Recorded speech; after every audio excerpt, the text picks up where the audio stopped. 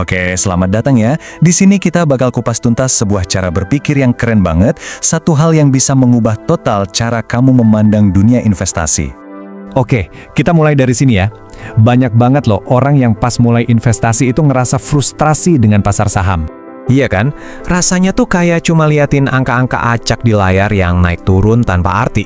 Jujur aja, itu bisa bikin bosen dan males banget. Nah, kalau kamu ngerasa gitu juga, gimana kalau aku bilang mungkin selama ini ada kesalahpahaman besar di balik itu semua? Nah, ini dia nih titik baliknya. Ternyata ada cara lain, cara yang benar-benar beda buat ngelihat semua permainan ini. Pasti kita semua pernah diajarin definisi teknis ini di sekolah kan? Saham adalah bla bla bla. Kedengarannya kaku banget dan seringnya nggak benar-benar klik atau nyantol di kepala kita. Kekuatan sebenarnya itu baru muncul waktu kita berhenti mikirin saham sebagai konsep akademis dan mulai melihatnya sebagai sesuatu yang jauh lebih nyata. Nah, ini dia poin paling pentingnya. Kamu itu bukan beli simbol ticker yang abstrak, tapi kamu lagi beli sebagian kecil dari sebuah perusahaan yang beneran ada.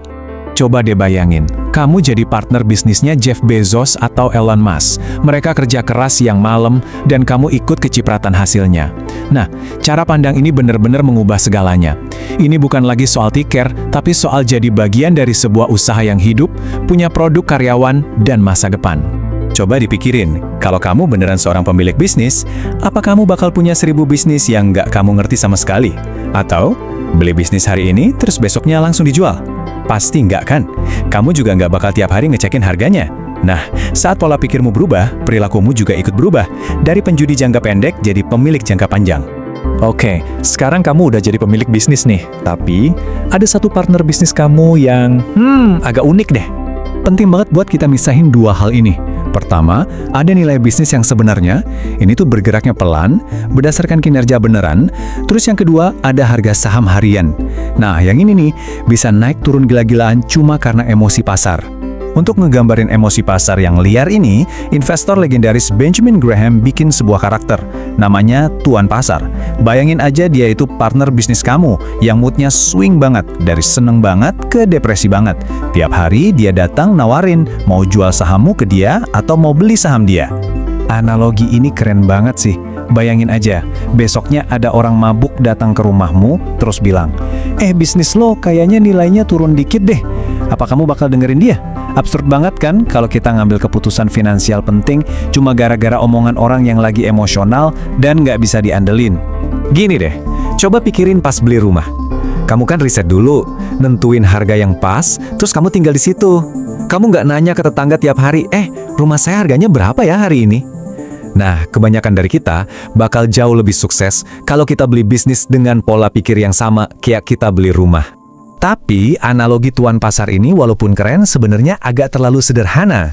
Justru inilah yang bikin investasi itu susah banget. Disinilah tantangan psikologis yang sebenarnya dalam berinvestasi itu muncul.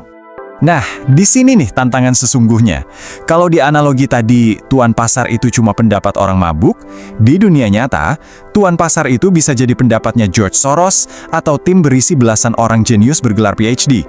Jadi setiap kali kamu beli atau jual saham, sadar atau enggak, kamu tuh sebenarnya lagi bilang, gue lebih pintar dari orang yang ada di seberang sana. Makanya investasi itu sering dibilang sebagai salah satu tindakan paling arogan yang bisa kita lakuin. Terus, gimana caranya kita sebagai individu bisa menang lawan kompetisi seberat ini? Kuncinya bukan cuma soal IQ, tapi kamu butuh fondasi berpikir yang kuat. Kamu harus punya alasan yang kuat banget kenapa kamu yang benar. Dan yang paling penting, punya keyakinan untuk tahu kapan harus cuekin para ahli. Keyakinan yang beneran kuat itu bikin kamu bisa ngelihat lebih dari sekedar gelar yang mentereng dan fokus sama fundamental bisnis yang kamu benar-benar pahami. Dan kita tutup dengan pertanyaan ini. Kamu itu lagi bertaruh melawan orang-orang terpintar dan terdidik di dunia. Pertanyaannya adalah, kenapa kamu yang benar?